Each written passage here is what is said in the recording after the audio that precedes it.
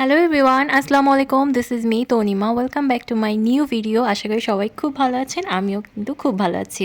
তো আজকে আমি ঠিক করেছিলাম যে চিকেন বিরিয়ানি রান্না করব। তো সেই জন্য আপনাদের সঙ্গেও শেয়ার করলাম আমার চিকেন বিরিয়ানি রেসিপিটা। যদিও আমি রান্নায় খুব এক্সপার্ট যে সেটা না, তো আমি যেভাবে রান্না করি সেটাই আপনাদের সঙ্গে শেয়ার করব।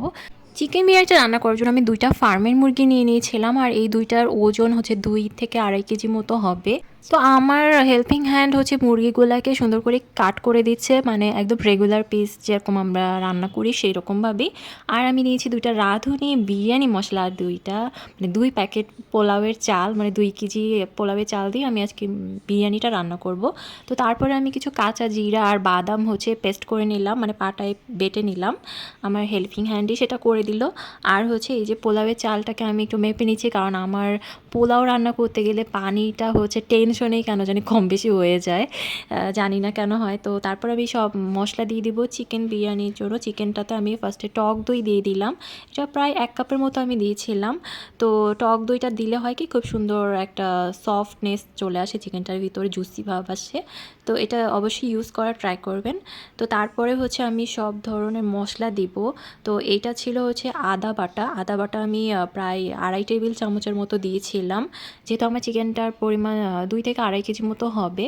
তো তারপর রসুন বাটাও সেম একই কোয়ান্টিটি দিয়েছিলাম, মানে 2.5 টেবিল চামচের মতোই দিয়েছিলাম। তো এই চিকেনের মশলাগুলোর উপরে কিন্তু আপনার ফুল বিরিয়ানি টেস্টটা ডিপেন্ড করছে, তো মশলাগুলোর পরিমাণ ঠিকমতো দিতে হবে। তারপর পেঁয়াজ বাটা আমি ইচ্ছে মতো দিয়েছি, এটা আপনাদের যেমন মন চায় সেভাবেই দিতে পারেন, কম বেশি দিতে পারেন।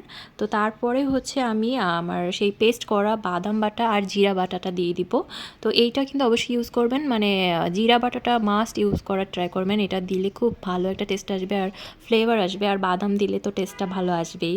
তো তারপরে আমি 2 প্যাকেট রাঁধুনি বিরিয়ানি মশলা দিয়ে দিলাম। এই বিরিয়ানি মশলাতে সব ধরনের মশলা থাকে, তো আলাদা করে মশলা কিনে এনে সেটাকে হচ্ছে গুঁড়া করে নেওয়াটা অনেক বেশি মানে হ্যাসেল হয়ে যায়।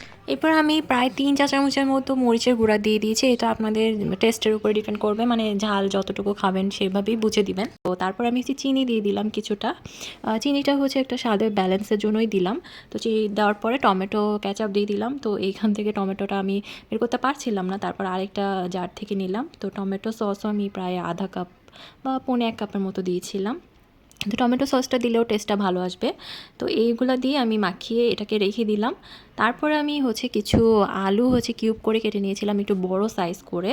আর ওটাতে আমি একটু ফুড কালার দিয়ে দিয়েছি, মানে অরেঞ্জ কালার, আর লবণ আর একটু শুকনা মরিচের গুঁড়া দিয়ে আমি ওটাকে ভেজে নিয়েছিলাম। তারপরে আমি একটা কড়াইতে পরিমাণ মতো তেল দিয়ে নিলাম, আর হচ্ছে পেঁয়াজ কুচি দিয়ে দিলাম বেশ খানিকটা, 1 কাপের মতো পেঁয়াজ কুচি দিয়ে দিয়েছি। আর আমি যেহেতু পেঁয়াজ বাটা ইউজ করেছি, তো পেঁয়াজ কুচিটা আমি 1 কাপই দিয়েছি। তারপরে লবণটা আগেই দিয়ে দিলাম, কারণ লবণ দিতে যদি পরে ভুলে যাই। তো তারপরে আমি ওই চিকেনের মিক্সটা দিয়ে দিলাম, যেটাকে আমি হচ্ছে ম্যারিনেট করে রেখেছিলাম। আর এখন যেহেতু রোজা চলছে, তো রোজার মধ্যে রান্না করাটা কিন্তু খুবই ডিফিকাল্ট একটা ব্যাপার, মানে স্বাদটা বোঝা যাবে না যে কম বেশি কী হচ্ছে না হচ্ছে। তো যারা মানে এক্সপার্ট হ্যান্ড যাদের, তারা হচ্ছে আন্দাজে দিয়ে দিবে, সেটাই ঠিক হয়ে যাবে। তো আমি খুব টেনশন নিয়ে রান্নাটা করছিলাম, আর যেহেতু অনেক কোয়ান্টিটি ছিল, তো টেনশন তো হবেই। আর আজকে অনেকজনকেই আমি বিরিয়ানিটা দিব বলে ঠিক করেছি। তো যাই হোক, ইনশাল্লাহ ভালো হবে। তো এরপর আমি আলু যেটা ভেজে রেখেছিলাম সেটাকে মিক্সড করে দিলাম।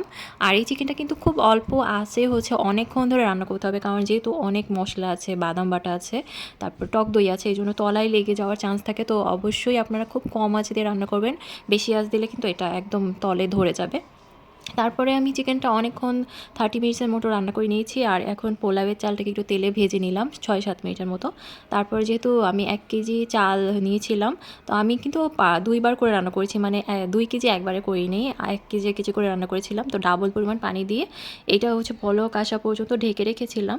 তারপর বলক আসার পরে হচ্ছে আমি একটু আদা রসুনের পেস্ট আর লবণ দিয়েছিলাম, আর একটু লিকুইড দুধ দিয়েছিলাম, আর চিকেনটাকে দিয়ে দিলাম। তো ওই ক্লিপটা আসলে আমার নেওয়া হয়নি, ভুলে গিয়েছিলাম। তো চিকেনটাকে এই সময়টাতেই দিয়ে দিতে হবে, দিয়ে একটু মিক্সড করে তারপরে আলু বোখারা, কিশমিশ আর হচ্ছে কাঁচা মরিচ দিয়ে, তারপরে একটু ঘি দিয়ে হচ্ছে আমি এটাকে ঢেকে দমে দিয়ে দেবো প্রায় 10 মিনিটের মতো। 10 মিনিটের পরে পরে কিন্তু আমার এই বিরিয়ানিটা একদম রেডি হয়ে যাবে। আর যদি মনে করেন যে ভালো করে মিক্সড হয়নি এটা, তো আপনারা একটা ছড়ানো পাত্রে বা প্লেটের মধ্যে নিয়ে এটাকে মিক্সড করতে পারেন। তো আমার বিরিয়ানিটা কিন্তু মোটামুটি রেডি হয়ে গেছে। তো এখন আমাদের হেল্পিং হ্যান্ড এটাকে সুন্দর করে মিক্সড করে দিচ্ছে, তাহলে কিন্তু টেস্টটা ভালো আসবে। তো দেখেন মিক্সড করার পর এরকম একটা লুক এসেছে, যদিও এটা দেখতে একটু অড লাগছে কারণ এরকম একটা পাত্রে আমি এটাকে নিয়েছি। তো মিক্সড করার ক্ষেত্রে কিন্তু এটা খুব হেল্প করবে, এই ট্রিক্সটা আপনারা করতে পারেন, তাহলে খুব সুন্দর করে মিক্সড করতে পারবেন। তো এই হচ্ছে আমার ফাইনাল বিরিয়ানি। এটা কিন্তু 1 কেজি বিরিয়ানিটা। তারপরে আমি আরও 1 কেজি আলাদাভাবে রান্না করেছিলাম। তো এখন একটা প্লেটে সার্ভ করে নিচ্ছি। এই ছিল আমার বিরিয়ানি রান্নার রেসিপি। তো আপনারা এটা ফলো করলে কিন্তু ভালো বিরিয়ানি রান্না করতে পারবেন। আর বিরিয়ানিটা সত্যিই অনেক টেস্টি হয়েছিল, সবাই অনেক প্রশংসা করেছিল।